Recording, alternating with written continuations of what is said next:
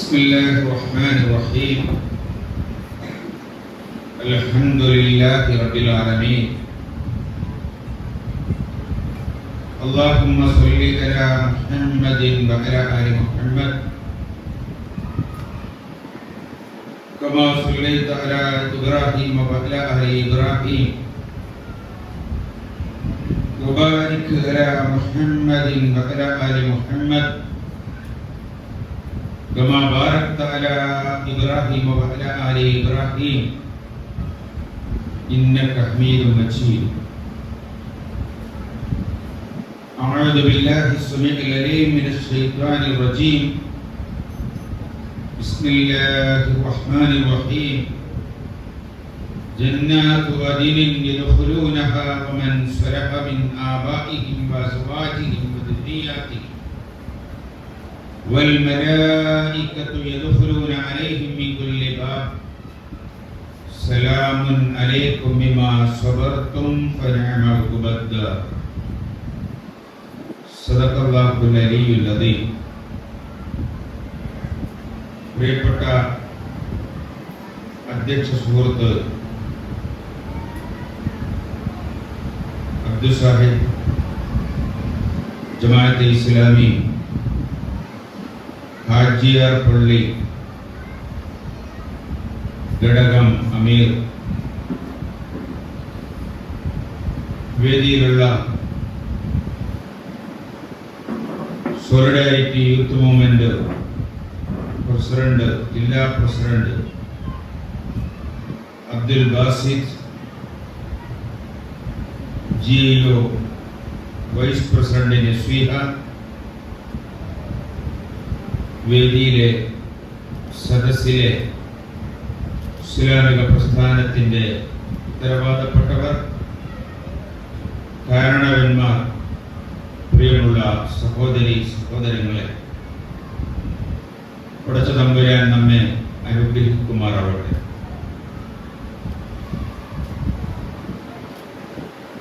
വളരെ മനോഹരമായ ഒരു തലക്കെട്ടിൽ സ്വർഗം വരെ പന്തലിച്ചു നിൽക്കുന്ന ഒരു ഇസ്ലാമിക കുടുംബം എന്ന പ്രമേയം മുൻനിർത്തി ആ ഒരു ലക്ഷ്യത്തിലേക്ക് നമ്മളെയൊക്കെയും പിടിച്ചുയർത്തിക്കൊണ്ടുവരിക, മാതൃക ഇസ്ലാമിക കുടുംബം എന്ന ആശയത്തിലേക്ക് നമ്മുടെ ജീവിതത്തിൽ എന്തെങ്കിലും പോരായ്മകളുണ്ടെങ്കിൽ അവ പരിഹരിച്ച് മുന്നോട്ട് കൊണ്ടുവരിക, അല്ലാഹുവിന്റെ ഒരു ദാസൻ, അല്ലാഹുവിന്റെ ഒരു ദാസി എന്ന നിലയിൽ നമ്മുടെ ഉത്തരവാദിത്ത നിർവഹണത്തിന് പ്രചോദനമേകുക, നമുക്ക് ദിശാബോധം നൽകുക എന്നീ മഹനീയമായ ഉദ്ദേശ ലക്ഷ്യങ്ങളോടുകൂടിയുള്ള ഈ കുടുംബ സംഗമം കാരുണ്യക്കടലായ പടച്ച തമ്പുരാന്റെ നാമത്തിൽ റബ്ബന തഖബ്ബൽ മിന്ന ഇന്നക അൻതസ് സമീഉൽ അലീം എന്ന് പ്രാർത്ഥിച്ചുകൊണ്ട് ഉദ്ഘാടനം ചെയ്തതായി ഞാൻ അറിയിക്കുകയാണ്.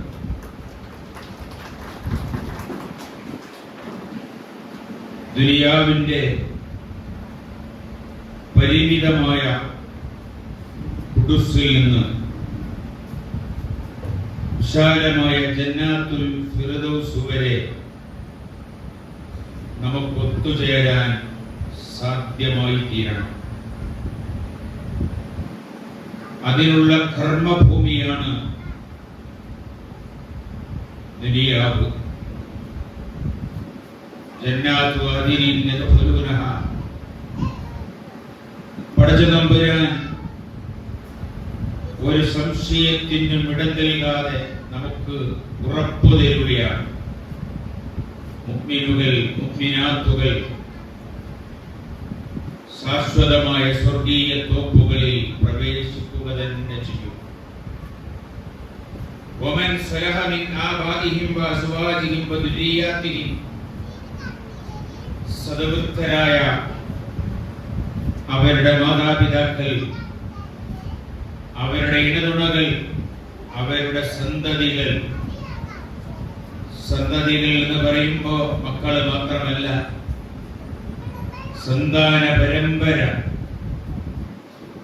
നമ്മുടെ ദുനിയാവിൽ നിന്ന് വിട പറയുമ്പോഴും നമ്മൾ കണ്ടിട്ടില്ലാത്ത, അനുഭവിച്ചിട്ടില്ലാത്ത, നമ്മൾ ദുനിയാവിൽ നിന്ന് വിട പറയുമ്പോൾ ഇവിടെ വന്നിട്ടില്ലാത്ത നമ്മുടെ സന്താന പരമ്പര, അവരിലൊക്കെ സദവൃദ്ധരായ ആളുകളെ റബ്ബ് ഒരുമിച്ചു കൂട്ടും. ജന്നാത്തുൽ ഫിർദൗസ്, വല്ലാത്തൊരു സന്തോഷകരമായിട്ടുള്ള സംഗമമായിരിക്കും അത്. ആകാശഭൂമികളോളം വിശാലമായ സ്വർഗത്തിൽ അവരൊരു സംഗമം നടത്തി പിരിഞ്ഞു പോവുകയല്ല, അവിടെ ഒരുമിച്ച് ഒറ്റക്കെട്ടായി ആഹ്ലാദത്തോടെ സന്തോഷത്തോടെ സ്വർഗീയാനുഭൂതികൾ നുകരുകയാണ്. അങ്ങനെ സ്വർഗത്തിൽ അവർ ഒത്തുചേരുമ്പോ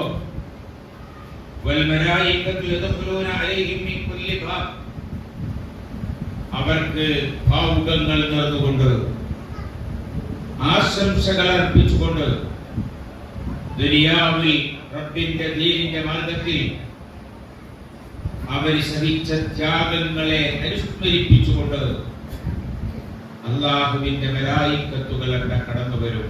വൽമലായികത്തു യദ്ഖുലൂന അലൈഹിം മിൻ കുല്ലി ബാബ് സലാമുൻ അലൈക്കും ബിമാ സബർതും ഫനിഅമൽ ഖുബത്താർ. നിങ്ങളുടെ ജീവിതത്തിൽ സത്യസാക്ഷ്യ നിർവഹണത്തിനായി, ഷഹാദത്ത് ഹഖിന്റെ നിർവഹണത്തിനായി നിങ്ങളും നിങ്ങളുടെ മക്കളും നിങ്ങളുടെ ഇണതുണകളും നിങ്ങളുടെ സന്തതികളും ഒരുപാട് ക്ഷമിച്ചിട്ടുണ്ട്. അതിന്റെ ഫലമാണ് നിങ്ങൾ നേടിയെടുക്കുന്നത്. അതാണ് നമ്മുടെ ടാർഗറ്റ്, അതാണ് നമ്മുടെ ലക്ഷ്യം. നമ്മുടെ പ്രവർത്തനങ്ങളുടെ മുഖ്യ പ്രചോദനം അതാണ്. കാരുണ്യക്കടലായ നാഥൻ അതിന് നമ്മെ അനുഗ്രഹിക്കുമാറാവട്ടെ. അല്ലാഹുവിന്റെ ഒരു അടിമ, പടച്ചതമ്പുരാന്റെ ഒരു ദാസൻ, ദാസി എന്ന നിലയിൽ ജീവിതത്തിൽ വലിയ ഉത്തരവാദിത്തങ്ങളോടുകൂടിയാണ് നമ്മൾ കടന്നു വന്നിട്ടുള്ളത്. ഖലീഫത്തുല്ലാഹി ഫിൽ അർദ്, ഭൂമിയിൽ റബ്ബിന്റെ പ്രാതിനിധ്യം വഹിക്കുന്നവർ, അമാനത്ത് ഏൽപ്പിക്കപ്പെട്ടിട്ടുള്ളവർ. ആ അമാനത്ത് ലോകത്ത് വന്ന അല്ലാഹുവിന്റെ അമ്പിയാക്കൾ നിർവഹിച്ച ദൗത്യമാണ്. ആ ദൗത്യ നിർവഹണത്തിന് നമ്മെ പ്രാപ്തമാക്കുന്ന ഈടുറ്റ കരുത്തുറ്റ പാഠശാലയാണ് നമ്മുടെ കുടുംബം എന്ന് പറയുന്നത്. അല്ലാഹുവിന്റെ റസൂൽ സല്ലല്ലാഹു അലൈഹി വസല്ലം വിശുദ്ധ ഖുർആൻ മാതൃകായോഗ്യമായ ഒരു ഇസ്ലാമിക കുടുംബത്തിന്റെ നിർമ്മാണത്തിന് ധാരാളം മാർഗനിർദ്ദേശങ്ങൾ നൽകി. വളരെ ഗൗരവത്തിൽ അതിനെ പരിഗണിച്ചിട്ടുണ്ട്. യഥാർത്ഥത്തിൽ കുടുംബം എന്ന് പറയുന്നത് നമുക്കറിയാം,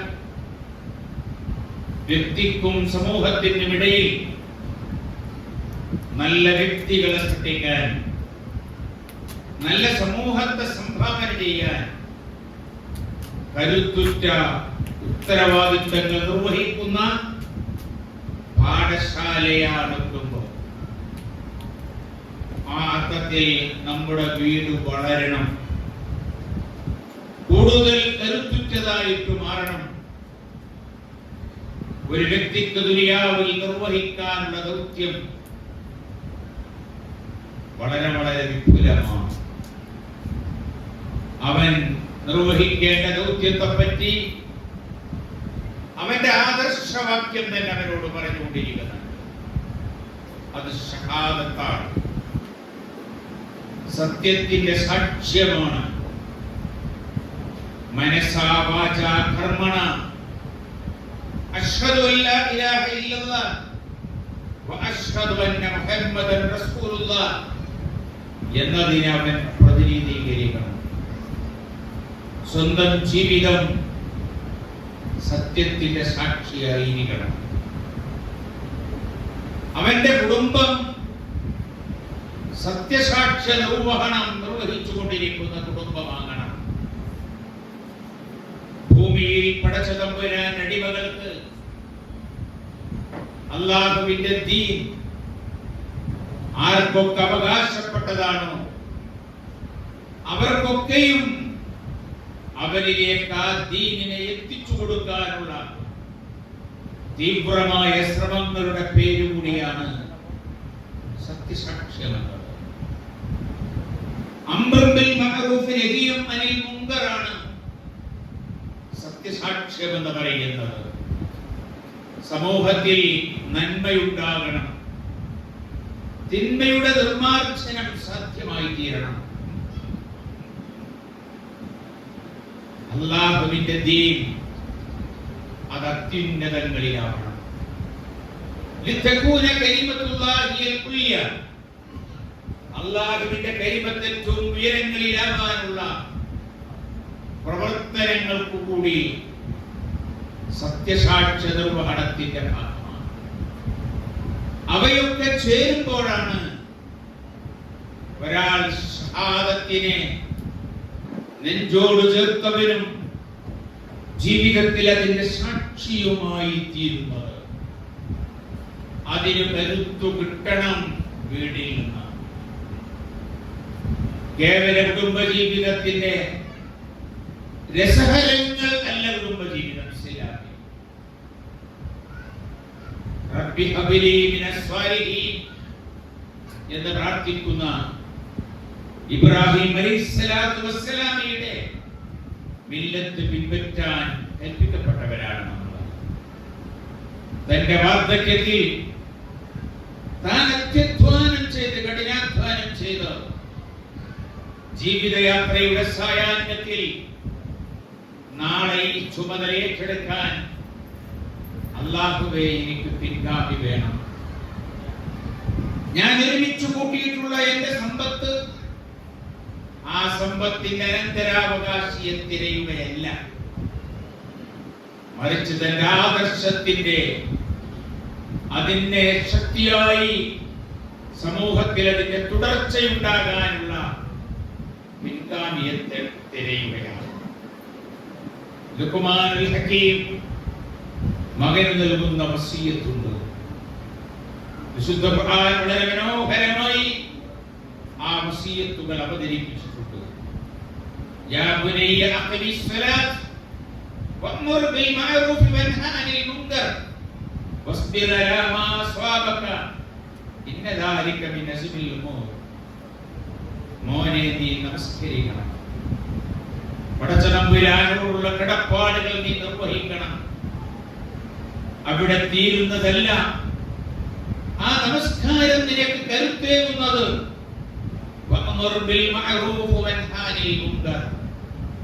നീ നന്മ കൽപ്പിക്കണം, തിന്മ വിരോധിക്കണം.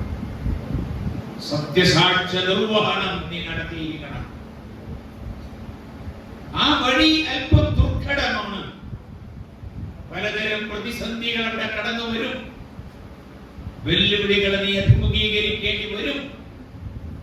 അത് അമ്പിയാക്കളുടെ വഴിയാണ്. അതുകൊണ്ട്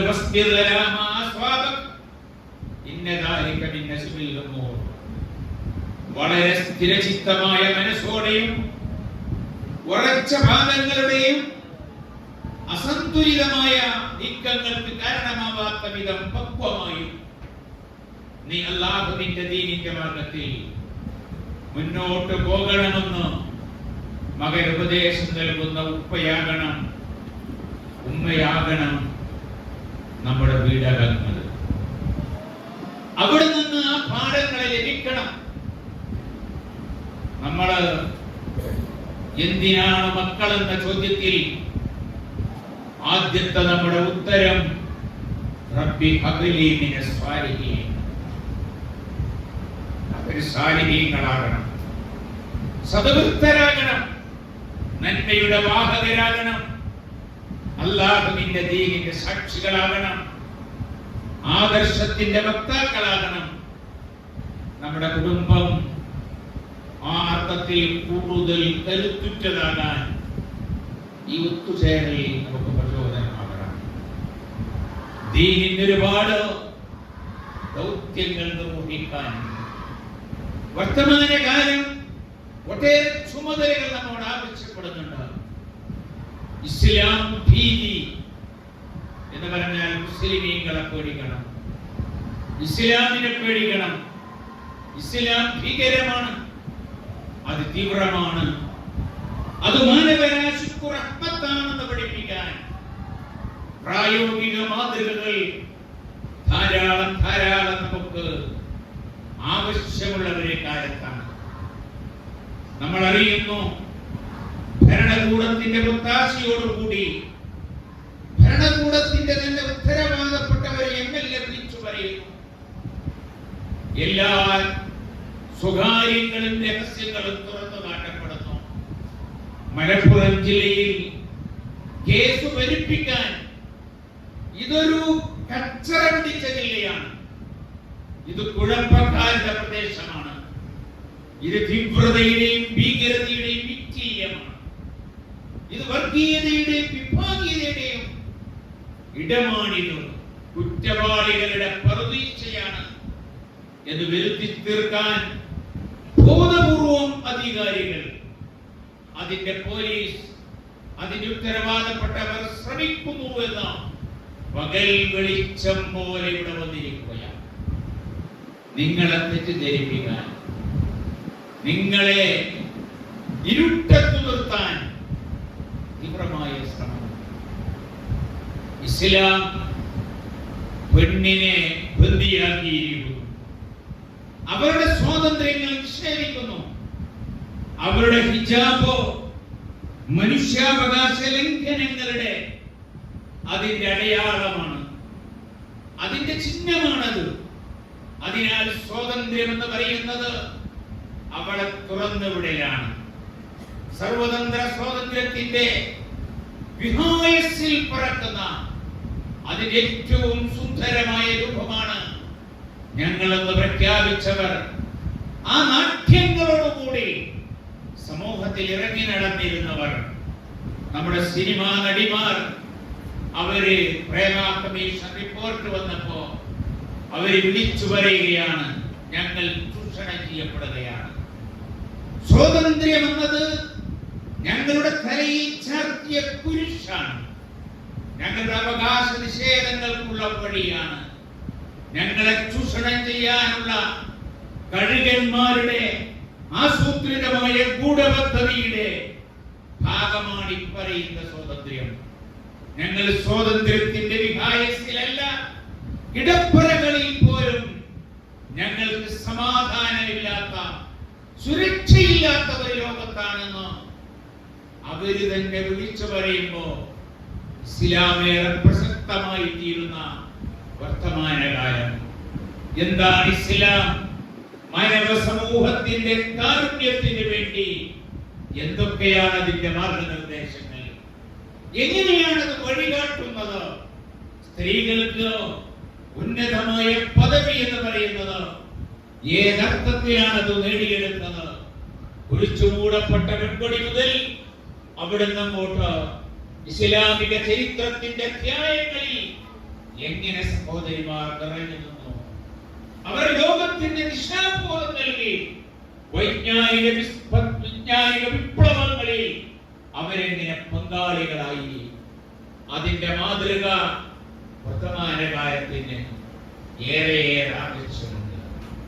അധികാരികളും അധികാരം കൈവശം വെച്ചവരും അതിന്റെ നേതൃസ്ഥാനത്ത് നിൽക്കുന്നവരും സാമൂഹ്യ നീതി നിഷേധിക്കുകയും മനുഷ്യാവകാശങ്ങൾ ലഭിക്കുകയും അവർ കൊള്ളക്കാരും അതുപോലെ MLA-യുടെ വാക്ക് കടമെടുത്ത് പറഞ്ഞാൽ കാട്ടുകള്ളന്മാരുമായി തീരുന്നവർ ലോകത്ത് നീതിയെ ഉയർത്തിപ്പിടിക്കുന്ന ഒരു സാമൂഹിക ക്രമം എങ്ങനെയാണ് ചരിത്രത്തിൽ കടന്നു വന്നത്, എങ്ങനെയാണ് അത് ചരിത്രത്തിൽ ജ്വലിച്ചു നിന്നത്, എങ്ങനെയാണ് അത് ചരിത്രത്തിന് വഴികാട്ടിയായി തീർന്നത്, അതിന്റെ മാതൃകകൾ സമർപ്പിക്കാൻ ലോകത്ത് മറ്റാരുമില്ല. പ്രിയമുള്ളവരെ, നമ്മളാണുള്ളത്, നമ്മളായിരിക്കണം അതിന്റെ വാഹകന്മാർ. ഇത് നമ്മുടെ സമൂഹത്തോടുള്ള ഒരു ധിക്കാരമല്ല. വല്ല ധിക്കാരവും അതിലുണ്ടെങ്കിൽ അത് അധർമ്മത്തോടുള്ള ധിക്കാരമാണ്, അനീതിയോടുള്ള ധിക്കാരമാണ്, സാമൂഹിക ഉച്ചനീചത്വങ്ങളോടുള്ള ധിക്കാരമാണ്, അതിക്രമങ്ങളോടുള്ള ധിക്കാരമാണ്. അക്രമിയായ രാജാവിന്റെ മുന്നിൽ സത്യത്തെ പറ്റി സംസാരിക്കലാണ്, അതല്ലാതെ സമൂഹത്തിന്റെ നന്മക്കു വേണ്ടിയുള്ള വഴി കാണിക്കലാണ്. ഞാൻ പറയുന്നത്, കുടുംബജീവിതം എന്ന് പറയുന്നത് ഇതൊക്കെ നേടിയെടുക്കേണ്ടതാണ്. നമ്മുടെ വീട്ടിൽ നിന്നാണ് അവർ വളർന്നു വരേണ്ടത്. നമ്മുടെ മക്കൾ, നമ്മുടെ തലമുറ വളർന്നു വരേണ്ടത്. ഇസ്ലാം അങ്ങനെയാണ് പഠിപ്പിക്കുന്നത്. അതുകൊണ്ടാണ് മഹാനായ ഉമർ ഇബ്നു ഖത്താബ് റളിയല്ലാഹു അൻഹുവിനോട് ഒരാൾ ചോദിക്കുന്നുണ്ട്, അൽ-അമീറുൽ മുഅ്മിനീൻ, ഒരു ഉപ്പാക്ക് മക്കളോടുള്ള ബാധ്യത എന്താണ്? മക്കളോടുള്ള ബാധ്യത എന്താണ്? ആദ്യത്തെ ബാധ്യത നല്ല ഒരു ഉമ്മയെ തന്റെ മക്കൾക്ക് കൊടുക്കണം. അപ്പറഞ്ഞതിന്റെ അർത്ഥം എന്താണ്? നിങ്ങൾ വിവാഹം കഴിക്കുന്നതിന് മുമ്പ് തന്നെ മക്കളോടുള്ള ബാധ്യത ആരംഭിക്കുന്നു എന്നർത്ഥം. ഇത് കളിതമാശയുടെ വിനോദങ്ങളുടെ മാത്രം കാര്യമല്ല. കളിയുണ്ട്, തമാശയാകാം, വിനോദങ്ങളാകാം, ആഹ്ലാദങ്ങൾ പങ്കുവെക്കലാകാം. അതോടൊപ്പം ഒരു വലിയ ദൗത്യത്തിന് ഇറങ്ങി പുറപ്പെട്ടവരാണ് നമ്മളെന്ന ബോധം നമുക്കുണ്ടാകും. വീട്, ആ കുടുംബം തകർന്നാൽ വ്യക്തി തകരും, സമൂഹം തകരും, നാഗരികത തകരും, ജനപദങ്ങൾ തകരും. വർത്തമാനകാലം അതിന്റെ സാക്ഷിയാണ്. ലോകത്തെ പരിഷ്കൃത രാജ്യങ്ങൾ അവർ നമ്മോട് വിളിച്ചു പറയുന്നു, ഭരണാധികാരികൾ കുറ്റസമ്മതം നടത്തുന്നു.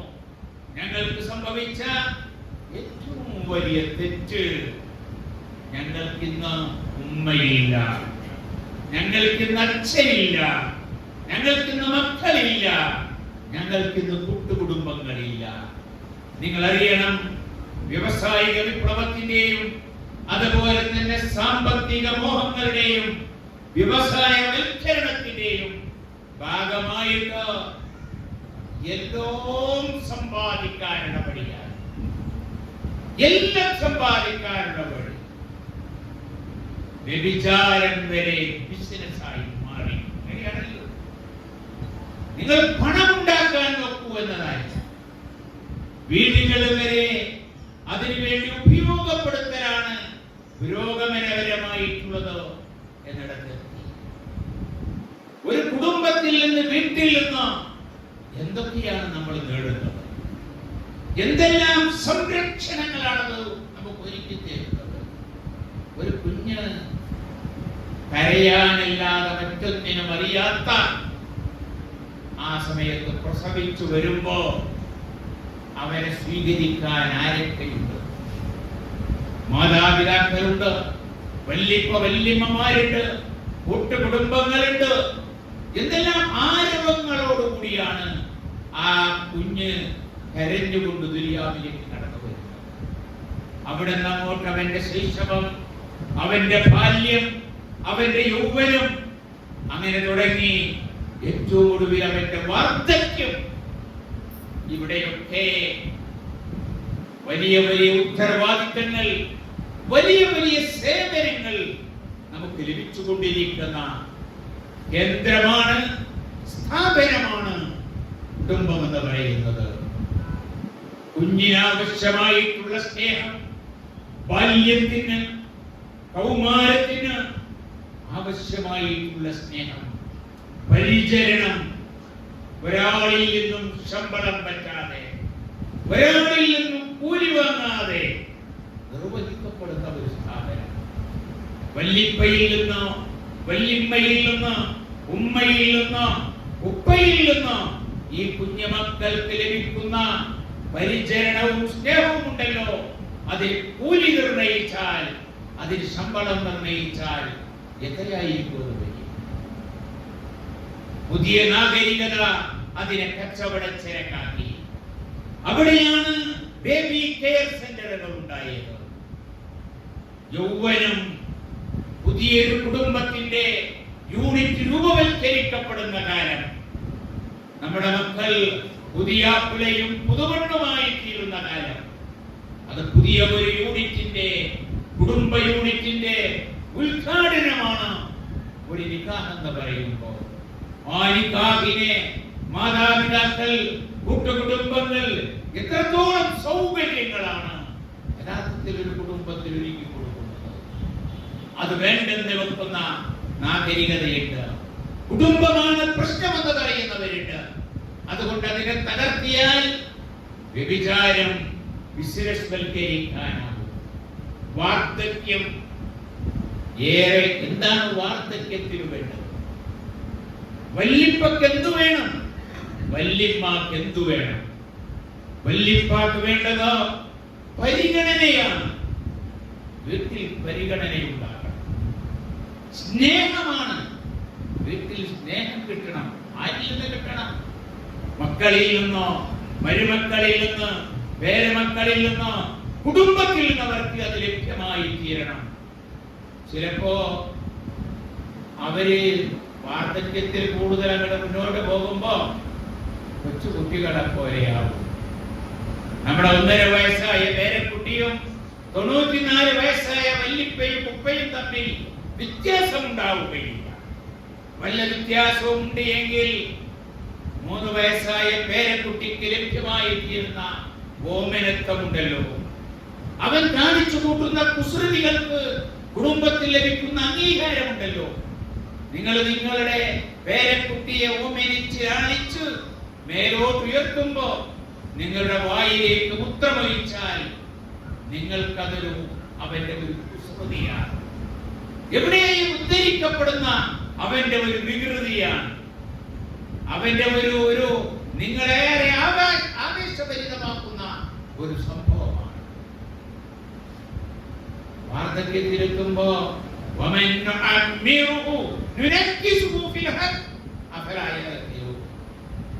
ഒരാൾക്ക് ദീർഘായുസ് ലഭിച്ചാൽ സൃഷ്ടിപ്പിൽ തലകീഴായി പറയും എന്ന് പറഞ്ഞാൽ കുഞ്ഞുമക്കളെ പോലെ അവരാകും.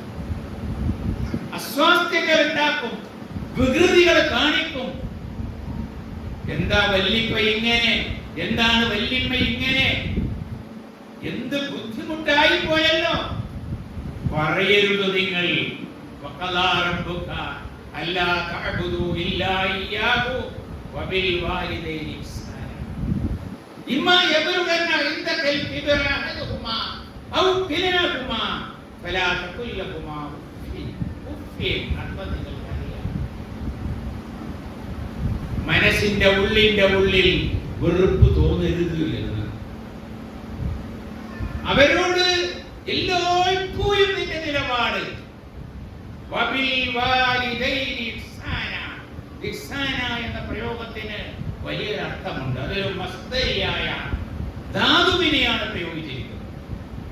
നന്മ ചെയ്യണം എന്നതല്ല അതിന്റെ അർത്ഥം, മറിച്ച് നിന്റെ സ്ഥിരസ്ഥായിയായ സ്വഭാവം അതായിരിക്കണം. നന്മ എല്ലാവരും ചെയ്യും. ചിലപ്പോ വാപ്പാക്ക് രാവിലെ ചായ കൊടുത്തു, ചായ ഗ്ലാസ് വാപ്പ അവിടെ തട്ടിപ്പറിച്ചു. എന്താ വാപ്പ എന്നത് മര്യാദക്ക് കുടിച്ചൂടെ, തിന്നൂടെ? ചായ ഗ്ലാസ് കൊടുത്തത് നന്മന്നെ. മരുന്ന് കൊടുത്തു, ഇടയ്ക്കിരട്ടി ശകാരം കൊടുത്തു. എന്താ തുണി മര്യാദ നിർത്തൂടെ? എന്താണ് ഈ കാണിക്കുന്നത്? എന്താ അവരൊക്കെ വൃത്തികേടാക്കി? ഇപ്പാക്ക് തന്നെ പണി. വല്ലിപ്പ എന്ന് പറഞ്ഞിട്ട് കാര്യമുണ്ടോ? വല്ലിമ്മ എന്ന് പറഞ്ഞിട്ട് കാര്യമുണ്ടോ? അങ്ങനെ പറയരുത് എന്ന് പറയാൻ ആകാശത്തിൽ നിന്ന് നിർദ്ദേശം ലഭിച്ചിരിക്കുന്നു. കുഞ്ഞുമക്കളോട് ചിലപ്പോൾ പറഞ്ഞു എന്ന് വരും. അവിടെ അന്ന് പ്രത്യേകിച്ച് നിർദ്ദേശിച്ചിട്ടില്ല. അത് പറയുന്നതിന് കാരണം അവന്റെ ചർമ്മത്തിന്റെ സൗന്ദര്യം, അവന്റെ ഹാവഭാവങ്ങളുടെ കൗതുകം, ഇതൊക്കെ നഷ്ടപ്പെട്ടു പോകുന്ന വാർദ്ധക്യമുണ്ടല്ലോ, ആ വാർദ്ധക്യത്തെ രാജാതിരാജനായ റബ്ബ് പ്രത്യേകം പരിഗണിച്ചിരിക്കുകയാണ്. ഞാൻ പറയുന്നത് ഇതൊക്കെ നേടിയെടുക്കുന്ന, നമുക്ക് നൽകി വരുന്ന മാതൃകാ സ്ഥാപനമാണ് കുടുംബം എന്ന് പറയുന്നത്. അതിനെ നാം ശക്തിപ്പെടുത്തണം. സ്നേഹിക്കപ്പെടുന്ന ബാല്യം, പരിഗണിക്കപ്പെടുന്ന വാർദ്ധക്യം, എല്ലാ തലങ്ങളിലും ഉത്കൃഷ്ടമായ സ്വഭാവമഹിമകൾ ഉണ്ടാകണം. എല്ലാവർക്കും അവരവരുടെ അവകാശങ്ങൾ വകവെച്ചു കൊടുത്തും കടപ്പാടുകൾ നിർവഹിക്കപ്പെട്ടും മുന്നോട്ട് പോകാൻ നമ്മൾ ശ്രദ്ധിക്കണം. ഏറ്റവും ഊഷ്മളമായ ബന്ധങ്ങൾ ഉണ്ടാകണം. കുഞ്ഞുങ്ങളുടെ അവകാശത്തെ പറ്റി റസൂലുള്ള വല്ലാതെ വാചാലനായിട്ടുണ്ട്. വലിയ തോതിൽ മാതൃക കാണിച്ചു തന്നിട്ടുണ്ട്. ആ കുഞ്ഞുങ്ങൾക്ക്, നിങ്ങളിൽ ഒരാൾക്ക് ഒരു കുഞ്ഞുണ്ടെങ്കിൽ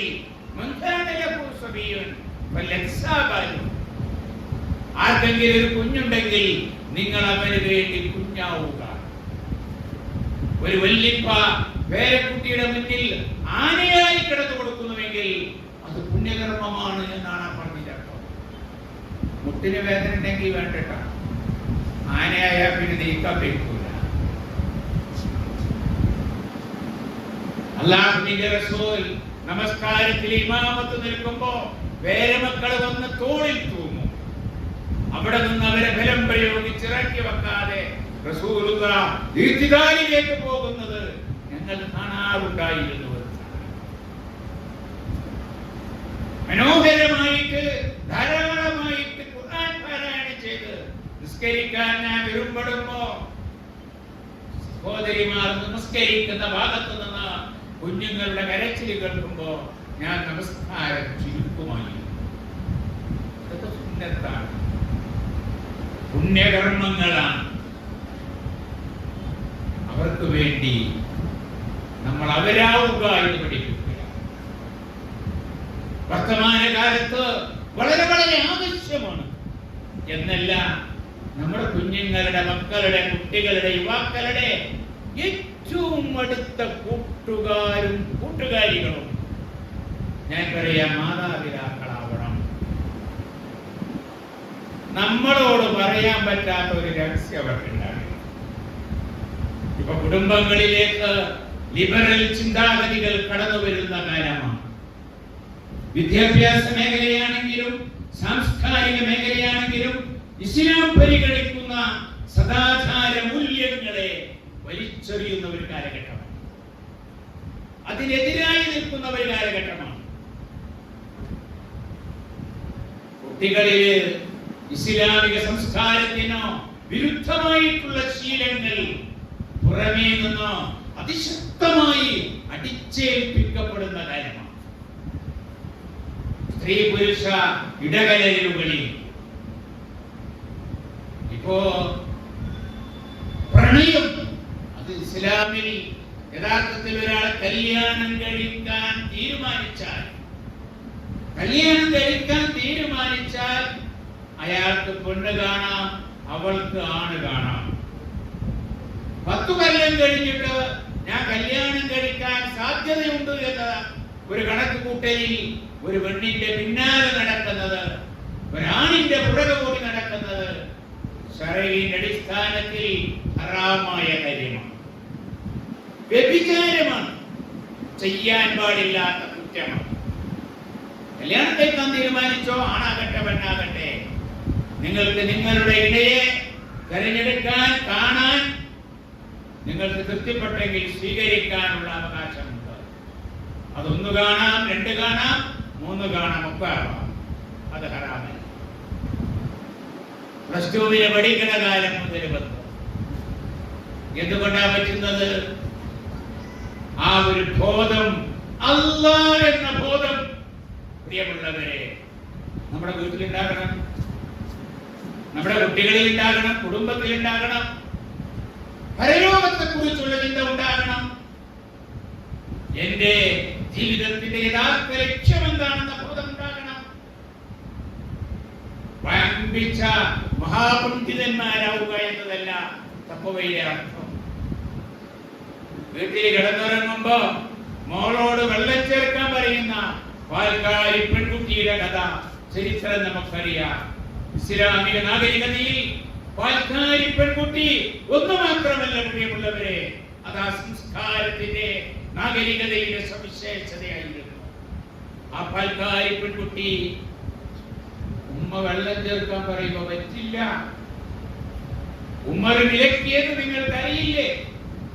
മോളെ ഉമ്മരവിടെ നമ്മളെ വീട്ടിൽ വാതിലടച്ചുള്ളിൽ അല്ല ഉമ്മ അല്ല എവിടെ. ആട്ടിടയന്റെ ചരിത്രത്തിൽ സംഭവിച്ചതാണല്ലോ. മഹാനായ ഉമർ ഫാറൂഖ് റളിയല്ലാഹു അൻഹു ഇസ്ലാമിക രക്തത്തിന്റെ ഖലീഫ, അദ്ദേഹം ഇറങ്ങി നടക്കുമ്പോ ഒരു മലഞ്ചെരുവിൽ നിന്ന് കുറെ ആടുകളെയും കൊണ്ട് ഒരു പയ്യൻ, ഒരടിമച്ചക്കൻ, ഒരു യുവാവ് ഇറങ്ങി വരുന്നു. പെട്ടെന്ന് ഉമറിന്റെ മുന്നിൽ ആൾ നിൽക്കുന്നു. ഉമറാണെന്നറിയില്ല, ഖലീഫയാണെന്നറിയില്ല. അങ്ങനെ മലഞ്ചെരുവിൽ ആടിനെ വെച്ച് നടക്കുന്ന പയ്യൻ മാത്രം. ചോദിക്കുന്നു, ചരിത്രം നിങ്ങൾക്കറിയാം, ആടിനെത്തിരോ മോനെ? ഇല്ല, അനമല്ലോ, ഞാന് ഉടമസ്ഥനല്ല. അല്ല മോനെ, നീ ആടുമായി ഇറങ്ങിയിട്ട് കാലം എത്രയായി? പല ആടുകളും പ്രസവിച്ചില്ലേ, പലതും ചത്തുപോയില്ലേ? അതുകൊണ്ട് യജമാനന്റെ എണ്ണം അറിയുമോ? നീ എനിക്കൊന്ന് തന്നേക്കൂ, വില തരാം. ഈ പയ്യൻ രണ്ടടി പുറകോട്ട് നിന്ന് ഈ ചോദ്യം ചോദിച്ച മാന്യനായ വ്യക്തിത്വത്തിന്റെ മുഖത്ത് നോക്കി, അല്ല മനുഷ്യ,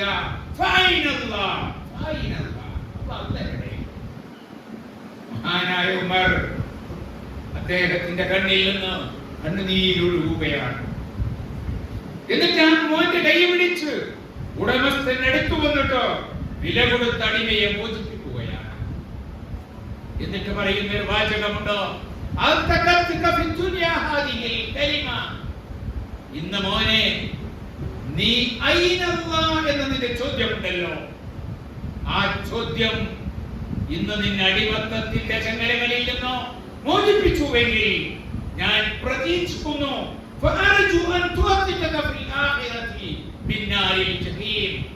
നാളെ പരലോകത്ത് കത്തിയാളുന്ന നരകത്തിൽ നിന്ന് അത് നിന്നെ രക്ഷപ്പെടുത്തുമെന്ന് ഞാൻ നിങ്ങളോട് പറയാൻ ആഗ്രഹിക്കുന്നു. നമ്മുടെ കുഞ്ഞുങ്ങൾ ചോദിക്കണം, അവരുടെ രഹസ്യത്തിലും പരസ്യത്തിലും, അവരുടെ പകലിലും അവരുടെ രാത്രിയിലും, അവരുടെ മൊബൈലിലും ഓൺലൈനിലും അവരുടെ ഓഫ്ലൈനിലും അവർ ചോദിക്കണം, അയ്നല്ലാഹ്. അങ്ങോട്ട് നമ്മൾ കൊണ്ടുവരണം. അമ്മമാര് ഒപ്പമാര് നല്ല കൂട്ടുകാരാകണം, അടുത്തിടപെടണം. ഞാൻ നിങ്ങൾക്ക് രസകരമായ ഒരു സംഭവം പറയാം. നമ്മുടെ ഒരു പ്രവർത്തകന്റെ മോൻ ഒരു കോളേജിൽ പഠിച്ചുകൊണ്ടിരിക്കുകയാണ്, PG പഠിക്കുമ്പോ നടന്ന സംഭവമാണ്. ഇപ്പൊ പെൺകുട്ടികളും ചില്ലറക്കാരല്ലല്ലോ, ആൺകുട്ടികളെ വേട്ടയാടുന്ന പെൺകുട്ടികളുടെ കാലത്താണ് നമ്മൾ ജീവിക്കുന്നത്. വിദ്യാഭ്യാസപരമായി ഉണ്ടായിട്ടുള്ള, ഭൗതിക വിദ്യാഭ്യാസപരമായി ഉണ്ടായിട്ടുള്ള ഉണർവ് സദാചാര തകർച്ചക്ക് കാരണമായി തീരുന്നുണ്ടോ എന്ന് ആശങ്കിക്കുന്ന ഒരു കാലത്താണ്.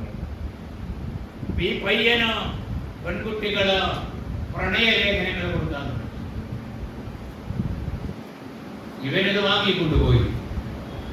വാങ്ങിക്കൊണ്ടുപോയിട്ട് എല്ലാ ലേഖനം കിട്ടുമ്പോഴൊക്കെ ഉമ്മാനൊക്കെ കൊണ്ടുപോകും. നിങ്ങൾ വായിച്ചു നോക്കിയാണ്. കുറെ ദിവസം കഴിഞ്ഞിട്ട് ഇവനൊരു മറുപടിയും പറയാത്തപ്പോ ഈ കുട്ടികളൊക്കെ വട്ടം കൂടിയിട്ട് ചോദിച്ചു, എല്ലാവരും കത്ത് തന്നതിന് മറുപടി വേണ്ടേ?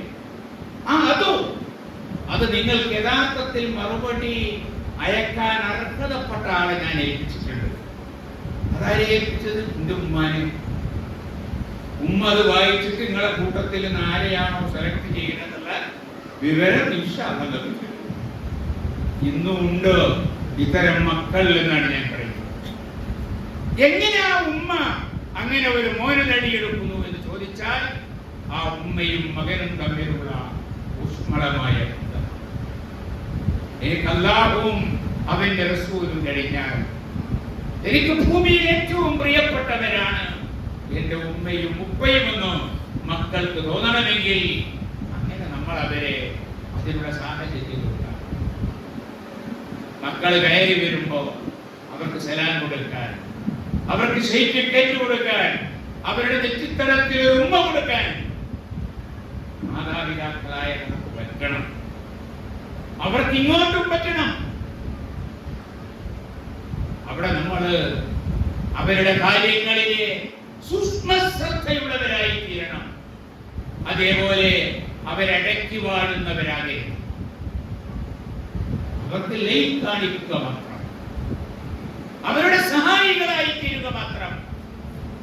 വർത്തമാനകാലത്തിന്റെ മറ്റൊരു പ്രത്യേകത അമിതമായ സ്വാതന്ത്ര്യത്തിന്റെ ഒരു കാലമാണ്. സ്വാതന്ത്ര്യബോധം എന്നത് വലിയ അളവിൽ സാഹചര്യങ്ങൾ നമ്മളുടെ മേൽ, പ്രത്യേകിച്ച് കുട്ടികളുടെ മേൽ അതടിച്ചേൽപ്പിക്കുന്നുണ്ട്.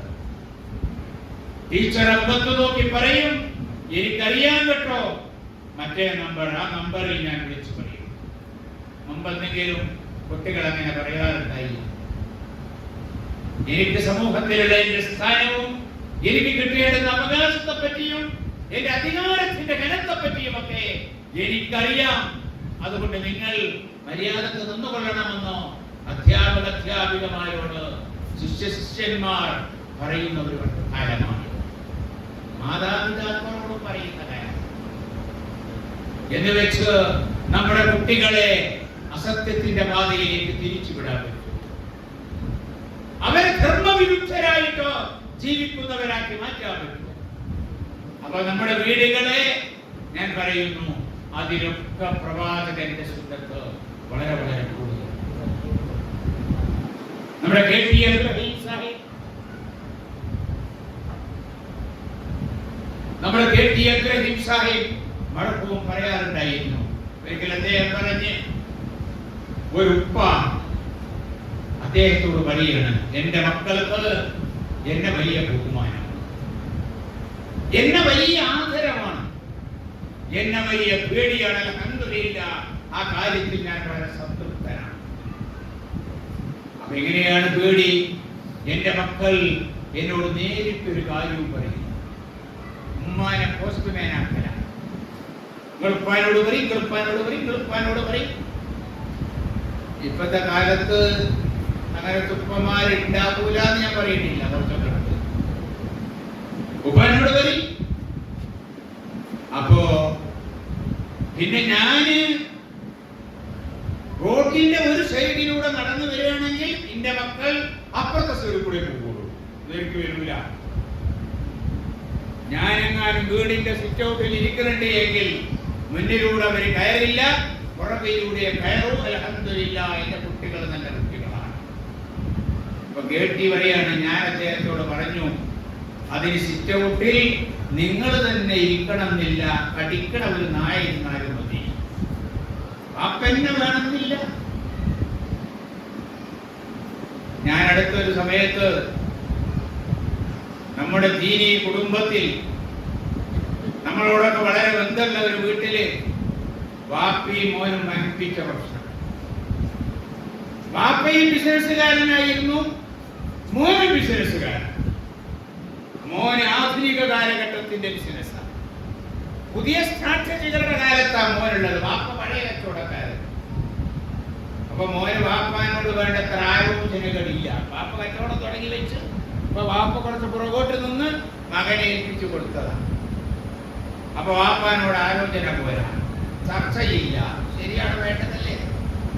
തമ്മിൽ പ്രശ്നമായി, പിണങ്ങി, അകർച്ചയായി. ആദ്യം പറയാൻ പഠിക്കുമല്ലോ, വാപ്പി പഠിക്കും, മോനും പഠിക്കും. അവസാനം ഉമ്മ വകയിലാണ് എനിക്ക് വിവരം കിട്ടുന്നത്. ഞാൻ രണ്ടുപേരെയും ഇരുന്നിട്ട് സംസാരിക്കണം. അപ്പൊ വാപ്പാന്റെ ഭാഗത്ത് പല വീഴ്ചകളുണ്ട്, അത് അദ്ദേഹത്തെ ബോധ്യപ്പെടുത്തുക. അത് അദ്ദേഹം എന്ത് ചെയ്യുമെന്ന് വെച്ചാൽ, പോക്കറ്റിന്റെ ഉള്ളിൽ നിന്ന് ഒരു പേഴ്സ് എടുത്തു.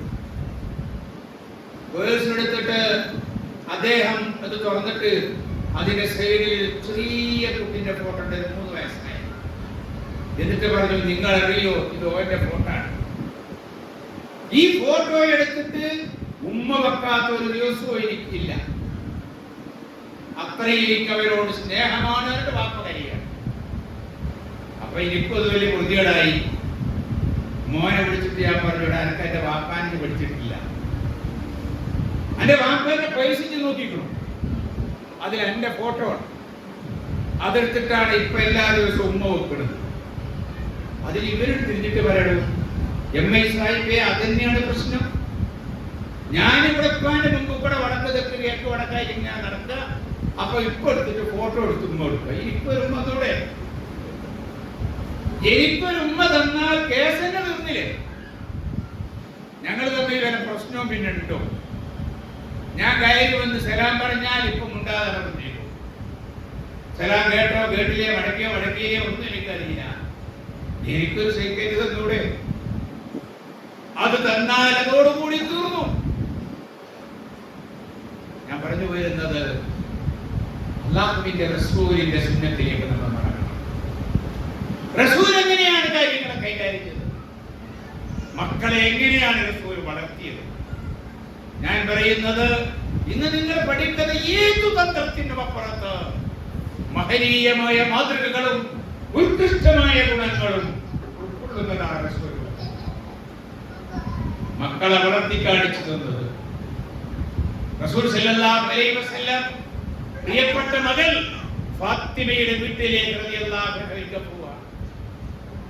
ചെന്ന് നോക്കുമ്പോ അവിടെ മരുമകൻ അലി ബിൻ അബീ ത്വാലിബിനെ കാണാനില്ല. എന്താ കാര്യം? അലി ഞാൻ കുറച്ച് പ്രശ്നങ്ങൾ ഉണ്ടായിട്ട് പിണങ്ങി പോയതാണ്. മനുഷ്യന്മാരൊക്കെ ഉണ്ടാവും. ഇവിടെ എങ്ങോട്ടെ പോയതെന്ന് അറിയില്ല, എന്നോടൊന്നും ഉണ്ടാകാതെ പോയതാ. അമ്മോശാക്ക തെരഞ്ഞു പോവുക. അന്ന് പള്ളി നമുക്കറിയാം, അന്നത്തെ പോലെയല്ലോ, മാർബിളും മറ്റും മറിച്ചൊന്നുമില്ലല്ലോ, മണലാണ്. അപ്പൊ പള്ളിയിൽ പോയിട്ട് കൗന്നറന്ന് ഉറങ്ങുകയാണ്. റസൂൽ സല്ലല്ലാഹു അലൈഹി വസല്ലം പുറത്ത് ഇങ്ങനെ പൊട്ടിയിട്ട് അല്ല മേലക്കാകെ മണ്ണായിക്കണല്ലോ, മണലാണല്ലോ, ഒക്കെ തട്ടി കൊടുത്ത് എടീപ്പിച്ച് കൊണ്ടുവരിക. പോവുക, എന്താ കിടക്കണേ, ഒന്നുമില്ല, എന്നാ പോവാ, വീട്ടിൽ പോവുക. വീട്ടിൽ ചെന്ന് ഫാത്തിമയോട്, അല്ല മോളെ എന്തേലും കഴിക്കാണ്ടോ? ആ ഉണ്ട്, ആക്കൊണ്ട് മൂന്നാൾ ഇരുന്ന് കഴിച്ചു. എന്തേ ഇവിടെ വിഷയം? എന്താ ഒരു പ്രശ്നം? എന്താ ഇവിടെ ഉണ്ടായത്? ഒരു ചോദ്യവും ആ ഉപ്പായുടെ ഭാഗത്തില്ല. പ്രശ്നം തീർന്നു. മോളെ ചില്ലറക്കാരില്ല, റസൂലുള്ളാഹിന്റെ മോളാണ്. ഇങ്ങനെയൊക്കെ കൂടി ആകേണ്ട ഒരു കാര്യമില്ല. പോരിന്റെ കൂടെ ഇത് സഹിക്കാൻ നമുക്കാവൂല. ഇല്ല, റസൂലിൽ നിന്ന് അതായിട്ട്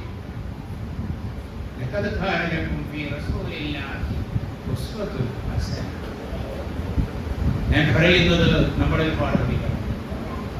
പ്രവാചകൻ സല്ലല്ലാഹു അലൈഹി വസല്ലമ നമുക്ക് പറഞ്ഞു തന്നു, നിങ്ങളിൽ ഏറ്റവും മാന്യന്മാർ, എന്റെ ഉമ്മത്തിൽ എനിക്ക് ഏറ്റവും പ്രിയപ്പെട്ടവർ, നാളെ പരലോകത്ത് എന്നോട് ഏറ്റവും അടുത്തു നിൽക്കുന്നവർ, ജന്നാത്തുൽ ഫിർദൗസിൽ എന്റെ ചാരത്തുണ്ടാകുന്നവർ, അഹസിനുക്കും അഖ്ലാഖ, സ്വഭാവം കൊണ്ട് ഉത്തമരാണ്. നിങ്ങളുടെ സ്വഭാവം എങ്ങനെയാണ് തീരുമാനിക്കപ്പെടുന്നത്? അതിൽ നിങ്ങളുടെ ഇണകളാണ് ഒന്നാമത് അഭിപ്രായം പറയുന്നത്. എങ്ങനെയുണ്ട് നിങ്ങളെന്ന് പറയേണ്ടത് അവരുടെ മാർക്ക് പ്രധാനമാണ്. ഉത്കൃഷ്ടമായ ഒരു തലമുറയുടെ, ഒരു നാഗരികതയുടെ ലക്ഷണമായിട്ട് പ്രവാചകൻ പഠിപ്പിച്ചു,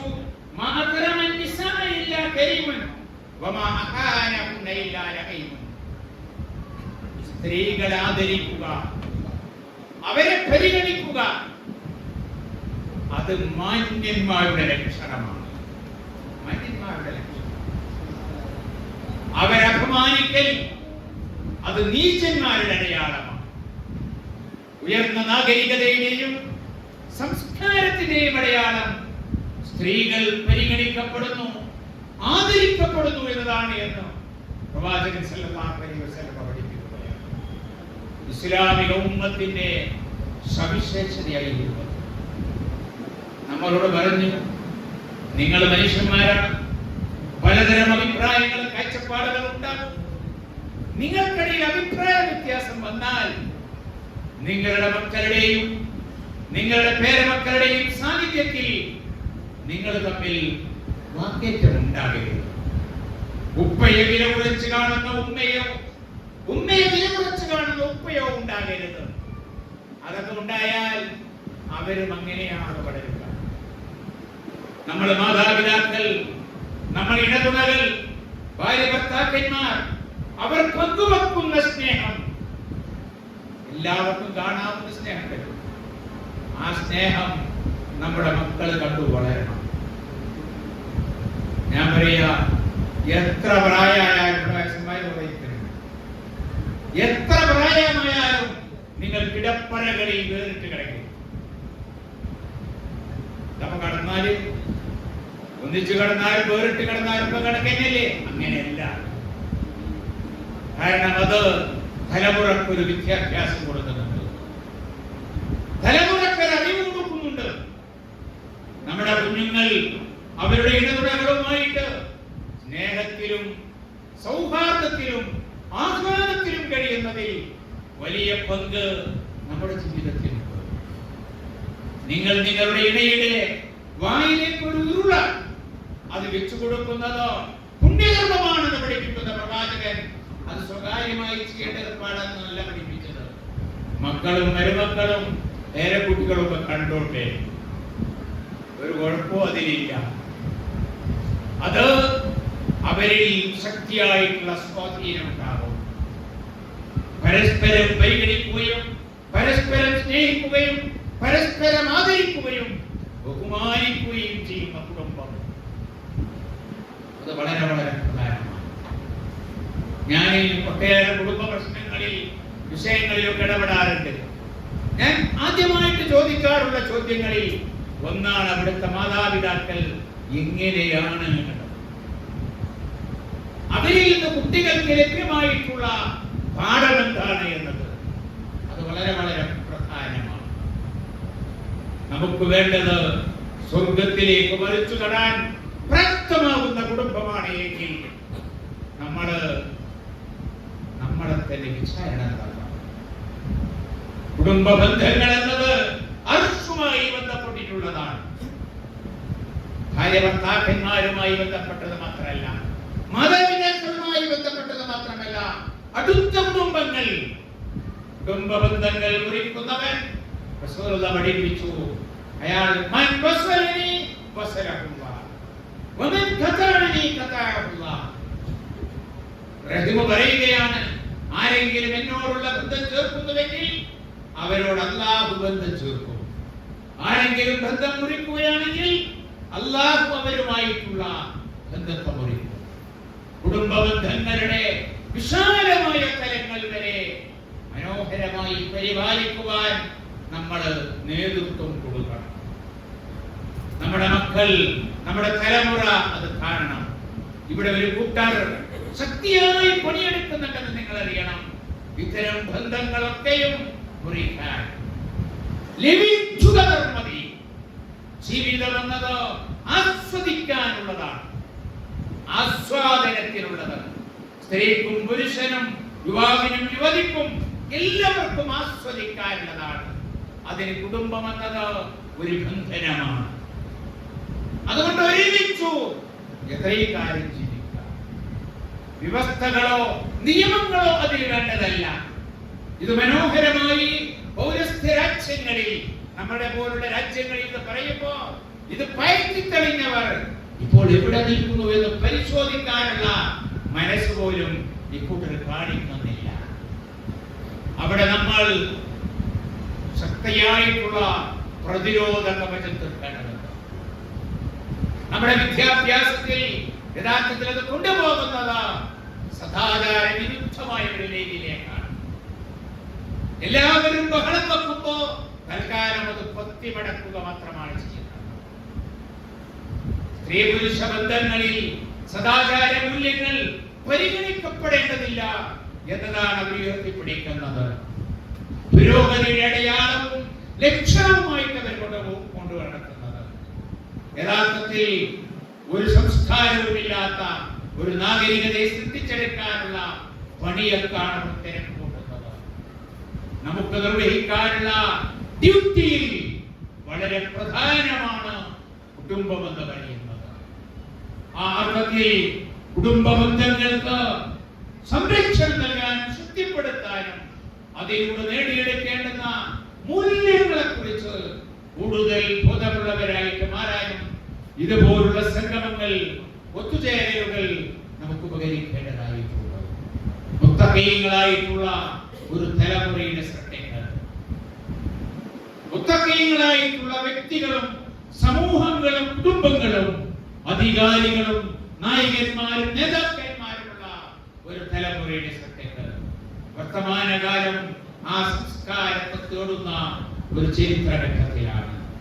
അവിടെ നമുക്ക് കൂടുതൽ പ്രാപ്തരാകാൻ കഴിയണം. നമ്മൾ ഇന്ന് അഭിമാനം കൊള്ളുന്നു ഗസയെ പറ്റി പറഞ്ഞിട്ടോ, ഫലസ്തീനെ പറ്റി പറഞ്ഞിട്ടോ. നമുക്ക് കാണാൻ കഴിയും അവിടെ മക്കൾ വളർന്നു വരുന്നു. ഇക്കണ്ട പോരാട്ടങ്ങളൊക്കെ നടക്കുമ്പോഴും ഖുർആൻ ഹഫ്ളാക്കിയ 11ഉം 12ഉം വയസ്സായ കുഞ്ഞുങ്ങളുടെ ഒത്തുചേരലുകൾ നടക്കുകയാണ്. ഈ കണ്ട ബോംബാക്രമണങ്ങളൊക്കെ നടക്കുമ്പോ അവർ സന്തോഷത്തോടു കൂടി, ആഹ്ലാദത്തോടു കൂടി, മധുരം പങ്കുവെച്ചുകൊണ്ടോ വിവാഹങ്ങളും കുടുംബജീവിതവും ഒക്കെ അവിടെ നടന്നുകൊണ്ടിരിക്കുകയാണ്. ബോംബുകൾക്ക് മധ്യേ രക്തസാക്ഷികൾ സൃഷ്ടിക്കപ്പെടുമ്പോ ആ രക്തസാക്ഷികളുടെ മാതാപിതാക്കൾ കല്യാണത്തിന് മധുരം കൊടുക്കുന്നത് പോലെ അതിനേക്കാൾ ആവേശത്തിൽ, ആഹ്ലാദത്തിൽ അവർ മധുര വിതരണം നടത്തുകയാണ്. നാളെ സ്വർഗത്തിൽ എന്നെ സ്വീകരിക്കാൻ എന്റെ മക്കൾ, എന്റെ മോൻ, എന്റെ മോൾ ഇല്ല, നാളെ എന്റെയും വലിയതാണെന്ന് തീരുമാനിച്ച ഒരു തലമുറ, സഹാബികളുടെ തലമുറയെ അനുസ്മരിപ്പിക്കുന്ന വർത്തമാനകാല തലമുറ. 40 കിലോമീറ്റർ നീളവും 20 കിലോമീറ്റർ വീതിയുമുള്ള ഒരു കൊച്ചു പ്രദേശം ഇന്ന് ലോകാത്ഭുതങ്ങളിൽ ഒന്നാമത്തെ വേദിയെന്ന് ചോദിച്ചാൽ നിസ്സംശയം പറയാം, അത് ഗസയിലെ നിവാസികളാണ്. എന്തേ അവരത് നേടിയത് എന്ന് ചോദിച്ചാൽ ഞങ്ങൾക്ക് വേണ്ടത് ഞങ്ങൾ ഇപ്പോൾ ചെയ്തുകൊണ്ടിരിക്കുന്നത് ജന്നാത്തുൽ ഫിർദൗസിൽ ഗസ സ്ട്രീറ്റ് പണിതുകൊണ്ടിരിക്കുകയാണ്. ഇത് എവിടെ നിന്ന് വന്നു? മാതാക്കളുടെ പടിക്കകയിൽ, കുടുംബത്തിൽ നിന്ന്, വീട്ടിൽ നിന്ന്, മാതാപിതാക്കളിൽ നിന്ന്. നമുക്കും വളർത്തണം ഇസ്ലാമിന്റെ പേരിൽ അഭിമാനമുള്ള കുഞ്ഞുമക്കളെ, പ്രിയപ്പെട്ട നമ്മുടെ മക്കളെ, അതിനുവേണ്ടി നിലകൊള്ളുന്ന നമ്മുടെ പ്രിയപ്പെട്ട പേരമക്കളെ. പ്രിയമുള്ളവരെ, ഖുർആനുമായുള്ള ബന്ധം നമ്മുടെ വീടുകൾ, വിടകങ്ങൾ ഖുർആനിന്റെ പാഠശാലകളായി മാറണം. ഒരു ദിവസം ഇതുപോലെ ഒരു ക്യാമ്പും പരിപാടിയും നടക്കുമ്പോ ഇപ്പൊ കുട്ടികളെ നമ്മൾ അങ്ങോട്ട് കളിക്കാൻ പോയിട്ടിരിക്കുകയാണ്. ഒരു കുട്ടി കളിച്ചുകൊണ്ട്, അവൻ കളിയിലാണ്. അവന്റെ ഒരു കളി ബാങ്ക് കൊടുക്കുന്ന കളിയാണ്. അവൻ ആ ബാങ്ക് കൊടുക്കുന്നതിനിടയിൽ അവൻ പറയുകയാണ്, അസ്സലാത്തു ഖൈറും മിനൻ നൗം. 3 വയസ്സ് 4 വയസ്സിനിടയിലുള്ള ഒരു കുട്ടി. ആ കുട്ടി അസ്സലാത്തു ഖൈറും മിനൻ നൗം എന്നവൻ ബാങ്കിനിടയിൽ പറയുമ്പോ അതിന് അർത്ഥമുണ്ട്. ആ അർത്ഥം എന്താണെന്ന് ചോദിച്ചാൽ സുബഹിക്ക് മുമ്പ് ആ വീട് സജീവമാകുന്നു എന്നതാണ്. ആ കുട്ടി എല്ലാ ദിവസവും ആ ബാങ്ക് കേൾക്കുന്നു എന്നതാണ്. നമ്മുടെ വീടകങ്ങളെ ഖുർആനിന്റെ അടിത്തറകളിൽ നിന്നുകൊണ്ടോ, ഇസ്ലാമിക ശിക്ഷണത്തിന്റെ മൂസയിൽ നിന്നുകൊണ്ടോ പരസ്പര ബാധ്യതകളും കടപ്പാടുകളും അവകാശങ്ങളും പങ്കുവെച്ചു കൊടുക്കുന്ന അല്ലാഹുവിന്റെ തൃപ്തിപ്പെട്ട ഒരു വീടാക്കി മാറ്റിയെടുക്കുവാൻ നാം ഇതുപോലുള്ള സംഗമങ്ങൾ നമുക്ക് കരുത്തേകട്ടെ എന്ന് പ്രാർത്ഥിച്ചുകൊണ്ട്, ആശംസിച്ചുകൊണ്ട് ഞാൻ എന്റെ വാക്കുകൾക്ക് വിരാമമിടുകയാണ്. കാരുണ്യക്കടലായ പടച്ച തമ്പുരാൻ നമ്മെ അനുഗ്രഹിക്കുമാറാകട്ടെ. اللهم اغفر للمؤمنين والمؤمنات والمسلمين والمسلمات. اللهم احينا على الكتاب والسنه وامتنا مع الايمان والتوبه. اللهم ربنا اجرنا من النار. اللهم اجمعنا في جناتك النعيم. اللهم اجمعنا في جنات الفردوس. اللهم ربنا اغفر لنا ذنوبنا واسرافنا في امرنا وثبت اقدامنا وانصرنا على القوم الكافرين. واخر دعوانا ان الحمد لله رب العالمين. السلام عليكم ورحمه الله وبركاته.